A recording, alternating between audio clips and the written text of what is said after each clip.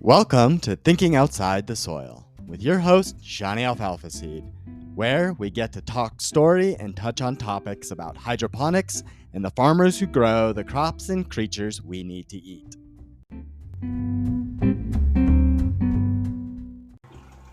Good morning, and hello from Blooming Health Farms, and thank you for being with me on this beautiful day. I am just standing in my office as the sun is rising. My Aqua Sprouts fountain is going off, and I am getting ready for some geese that are coming on their way. I was guilty of being online and doing goose map this time. I ordered some hatchery choice geese. They're gonna come in today or tomorrow. So I've got their breeders ready to go, and then got some little chicks I'm gonna introduce with them in a couple days. I'm gonna be pretty excited. But today's episode is about hydroponics. I know the show is called Thinking Outside the Soil, How Hydroponic Fodder, ... And I think that it would be really great to just talk more about my journey from the traditional farming challenges that I've seen out there to trying to find some more sustainable solutions. One of the reasons that I got into aquaponics and hydroponics was because I was a little bit disillusioned from soil agriculture. I grew up in a small suburban area of Greeley called Evans and didn't get to grow up around agriculture. And I grew my first pot plant under the stairs in a soil pot, and it, did great. But I was like, how can I do this better? How can I do this more? It eventually led me to doing it again with my brother up in South Park, Colorado, and then trying to figure out how to grow that pot plant better. Well, that really sparked this idea that we should be using hydroponics to grow all of our food. And that's because I saw this this tomato plant growing at the Epcot Center. I saw it actually in a book. I didn't get to see it in person, but when I saw that, I was like, wow, we're growing a significant amount of food on a really small space. And so as I dove even more into hydroponic systems, I could really understand that there were a significant amount of benefits that I had never understood. Things like saving water, using a lot less space, and because you're using a lot less space and using less resources, you're actually getting a higher yield, so you're growing more stuff in a smaller space. And I was like, wow, this is kind of what the idea of sustainability should be looking like in my future. So I went on all of these journeys to try to do the different things because I was really curious about how to grow better plants. So did you know that you don't need a vast farm or even a garden really to start producing your own fresh, nutritious food? Now I know that sounds a little bit wild because a lot of us are so used to hearing about traditional farming, backyard gardening, and hydroponic agriculture as the go-to methods for sustainable agriculture. And while those are important and awesome, and we do hydroponics here, I'm going to share with you 3 things today that's going to really revolutionize the way you think about growing your food hydroponically. So what is this revolutionary new idea? Well, I've touched on it in a lot of episodes, and it's sprouting. Sprouting is the simplest form of hydroponics, and we use a simple sprouting kit to grow our own fresh food. And by simple, I mean it is literally a mason jar that you can buy from the store and a piece of cheesecloth, or we actually will 3D print our own sprouting lids, kind of a little thing that we do here for some products at Blooming Health Farms. Sprouting is really about unlocking this powerhouse of nutrition and nutrients in the seeds through just something super simple right there in your kitchen or in any small space that you have. So again, I just want to share 3 simple things about sprouting and how you can use a sprouting kit and this simple method to achieve some really fresh and nutritious food that have huge payoffs. And I know you're probably thinking, isn't sprouting so simple?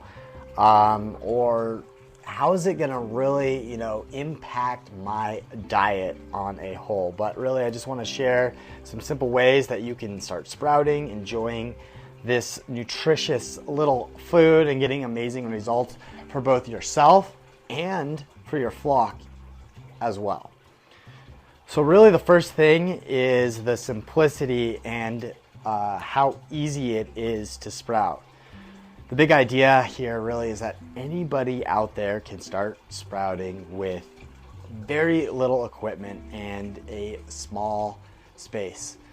There's this really cool idea I heard about a long time ago called democratizing information, and it's important because sprouting really allows us to democratize our food and gain access to fresh, nutritious food, making it possible for everyone, everywhere, to grow their own food. Now, really the next big thing about sprouting is that you have a really high nutritional value from a small amount of seed. And the main thing to understand here is that sprouts are just packed full of nutrients, and during the sprouting process you are inherently unlocking vitamins and minerals through all of that enzymatic action, which really means that you're incorporating these really healthy vitamins and nutrients that are natural into your health, into your diet without a lot of effort, and it's pretty cheap as well. And the third thing is that sprouts are pretty sustainable and self-sufficient. And that's key because when you're sprouting at home, you are cutting down on all of your travel, your transportation, which we like to use that fancy word now called the carbon footprint. So you're reducing your carbon footprint, but you have the potential to cut down on some of your food wastes, and having a supply of seeds is easy to store and gives you a steady supply of fresh produce year-round, which really contributes to maintaining and thriving in a self-sufficient mindset. Now, I know a lot of us out there are probably thinking, can sprouting really be that effective? Sean, I know you've talked about sprouting on other episodes and you rave about it. Well, the tricky thing is that despite its simplicity, the impact of it on your nutrition and our food supply is so profound. I've developed these simple sprouting lids so that these kids can easily sprout their feed without having to try to figure it out. And it's as simple as soaking seed once a day and rinsing it until you have this highly nutritious food. So if people want to empower themselves with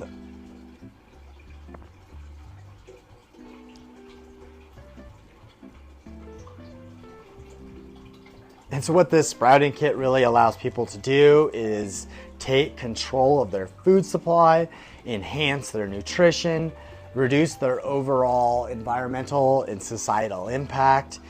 And it's all just because of the simplicity of sprouting. And as an advocate of sprouting, and clearly a hydroponics enthusiast, I try to make food production accessible to everyone. So what we've created is this easy to use sprouting kit and 3D sprouting lid that fits on any wide mouth mason jar, so that you can sprout in your kitchen next to your sink or in a small space. Long ago, I met a guy who used to do this in his car when he was homeless. So I've got a link in the show notes so you can go get yourself a sprouting lid, and encourage you to buy some of those really nutritious seeds that we have.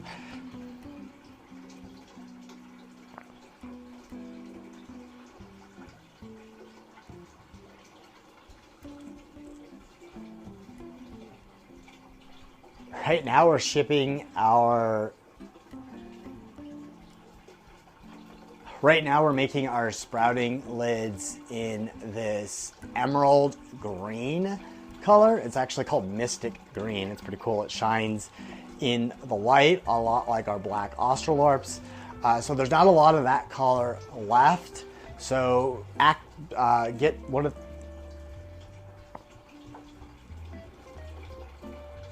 And unfortunately, I haven't been able to find that specific color. It looks like it's on back order for a while. So I'm switching over to a shinier blue.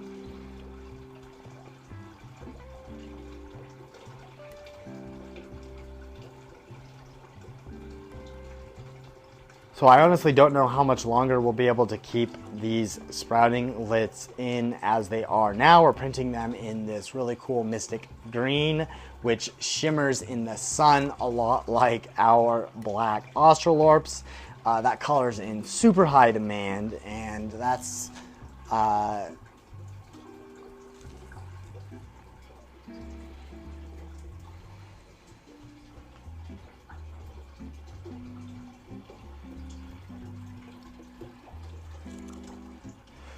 So if you go to the show notes below, you can get yourself a 3D printed sprouting lid, which fits on any size wide mouth mason jar. The pint ones, the quart size, the larger ones. But we honestly don't know how much longer we're going to be able to keep this one in stock. Right now we're printing it in this beautiful Mystic Green, which is cool because it shimmers a lot like our black Australorps in the sun. And it's been really popular because it's just so simple and screws right onto any of those jars. And I cannot find that color anymore, and I'm gonna switch over to a blue for a little bit, though I prefer to be as green as we can.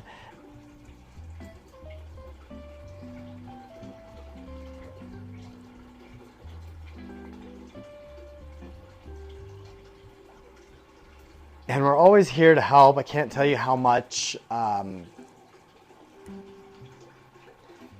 we're always here to help. I can't tell you all the amazing results that I've seen from others using this simple process. A lot of the early individuals that I was showing this method needed a way to use some of the food that they were getting from the food bank, and some of them, actually many of them, were homeless, or I like to use the term transient population, because a lot of them didn't even want a home. They wanted to be out there and about. So for them and for those out there, I would also show them all of these other resources that we have, like expanding our home into an urban farm, so we can really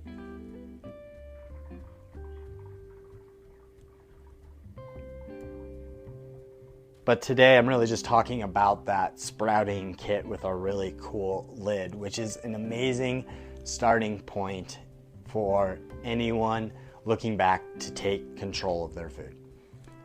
Though that is all I have for us today. If you want to know more about how to use this simple hydroponic sprouting method. It's actually embedded in my book, Thinking Outside the Soil. There are instructions in there, step by step, so that you can simply sprout. Head on over to thinkingoutsidethesoil.com to get yourself a copy of my book. And if you act now, I will throw in one of those sprouting lids for those of you.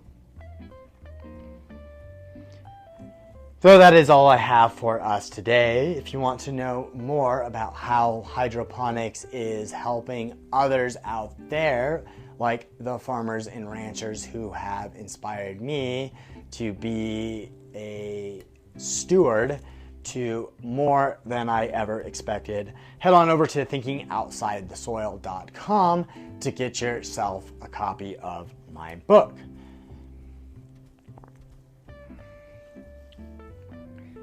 And make sure you follow the show. And thank you for being with me on today's show. Join us again on another episode of Thinking Outside the Soil. Take care and have a lovely day.